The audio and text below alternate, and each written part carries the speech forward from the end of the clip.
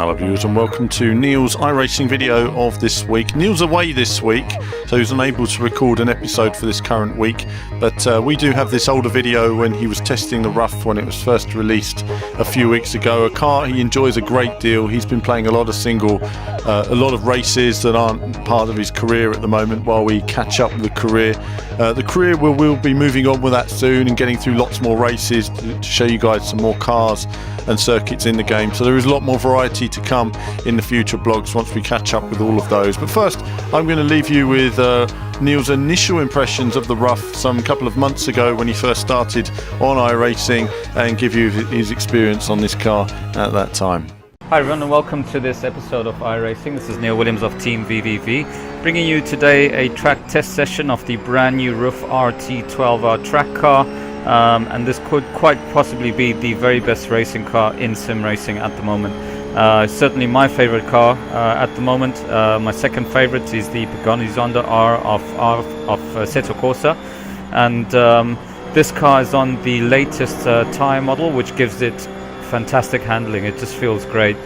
You can really feel, as you can see there under braking, you can really feel the weight transferring all the way through to the front. You can then feel the suspension squashing in and all the weight squashing that in, and then you can also feel the tires digging into the tarmac.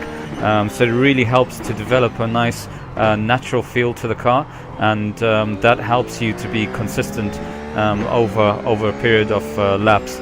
So in terms of looks, as you can see, it looks just as it should, as you would expect the Porsche 911 based RUF car to look. It looks gorgeous. It looks like a proper racing car.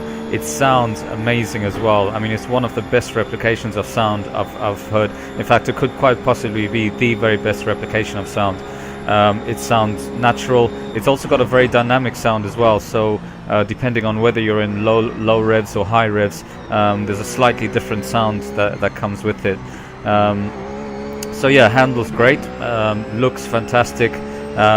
In terms of the suspension, the baseline setting is quite stiff, so you notice there, previously anyway, that when I hit a curb, as you can see there, actually the car starts bouncing around. So that's part of its characteristic. It does actually slow you down quite a lot. So you want to try and minimize the amount that it bounces, but at the same time, when you're pushing, it's quite difficult to keep it all steady. Sometimes you have a choice whether or not you want it to be steady, or whether you want to sacrifice that little bit of stability for a little bit more speed. So when it's bouncing up and down, there's probably more chance of it spinning out. So you just have to be careful when you're going around the corners how much curb you take. I try to actually avoid the curbs if I can, but sometimes when you're on a lap, as you can see there, I was really pushing as hard as I could. So when you're on a lap, you want to take the shortest line through the corner as possible. So cutting that curb sometimes isn't really an option, or not cutting it sometimes isn't really an option. So you can see in terms of driving style, I tend to kind of turn in very slightly quite early for the corner, as you can see there, just to get the weight shifted to the outside wheels.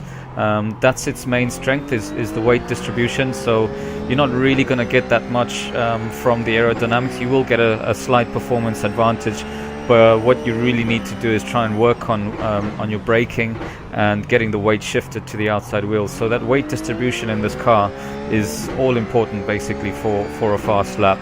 So it can, depending on the way you manipulate the weight in the car, it can improve your lap times by quite a significant amount.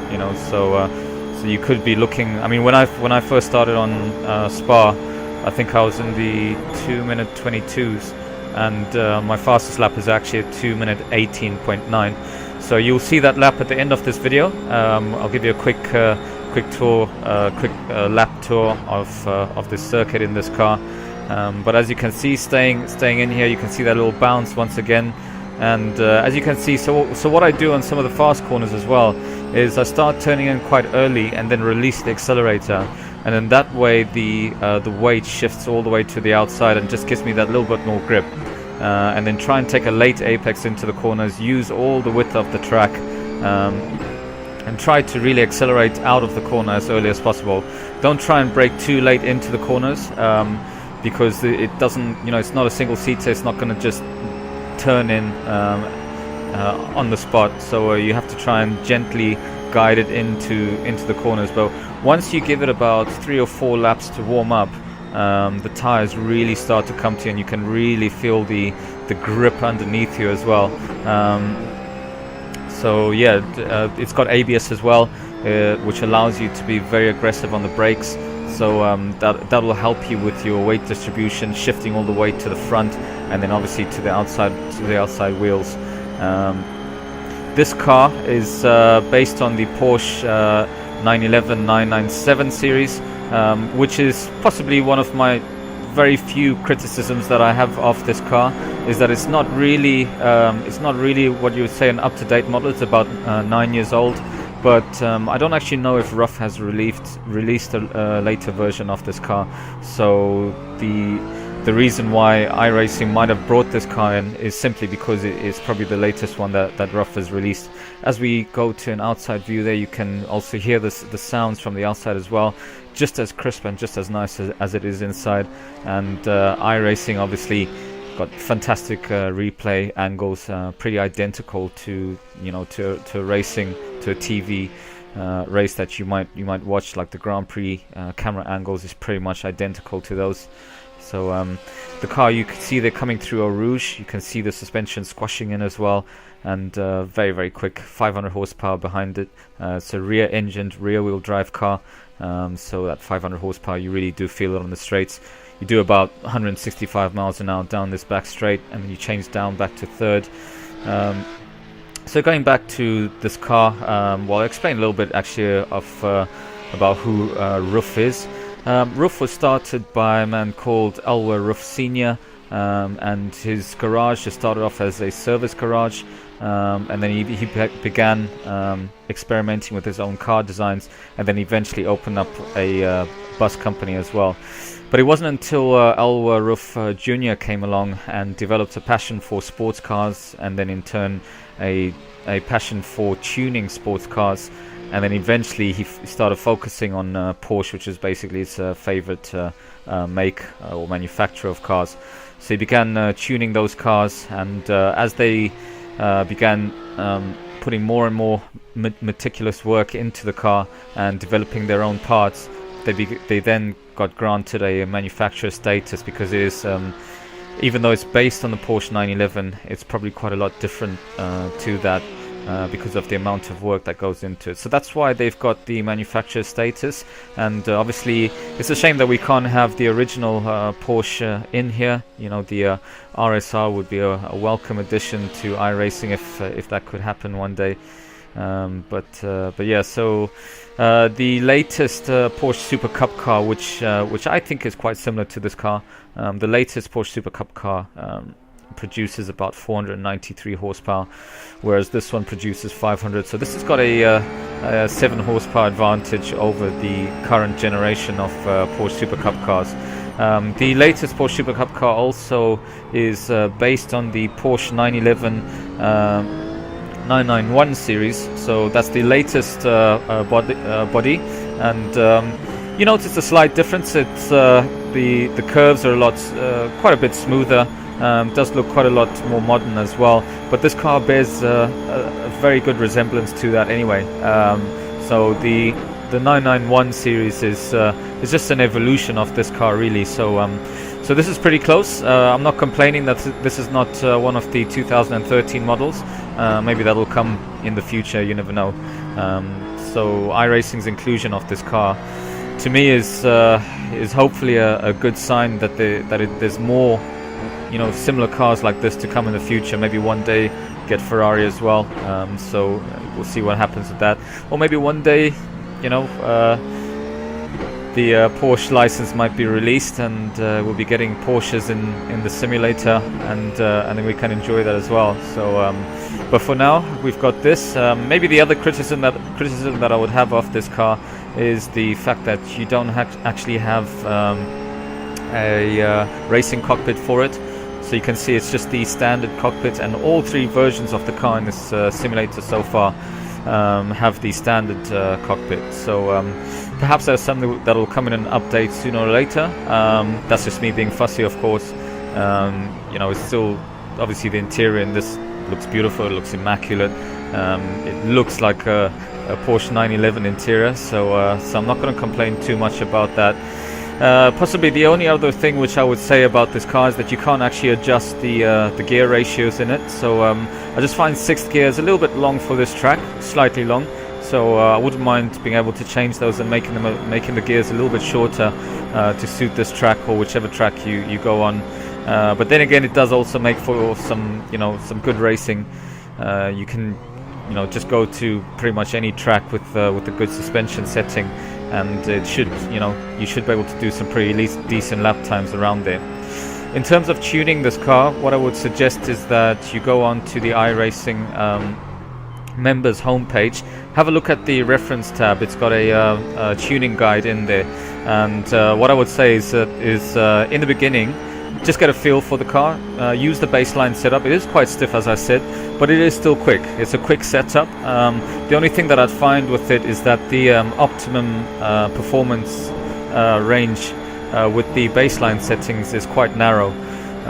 So what I've done is I've had a look at the tuning guide, and I've changed the anti-roll bar settings, the damper settings, the camber settings, and I think the perch settings as well, which reduces the ride height of the car. And it doesn't make a massive performance difference, but it does allow you to be a lot more consistent on the limit. So that's what I find with that one. Right, this I'm very happy to say is my lap record. So I'm going to take you around on a lap on my lap record, which is 2 minutes 18.942 seconds, as we go around La Source hairpin there, 2nd gear right-handed hairpin there, and then we'll go all the way back up to 5th gear here, really high speed down to Eau Rouge, and then just a slight lift through this right-hander there, and then through the left-hander again.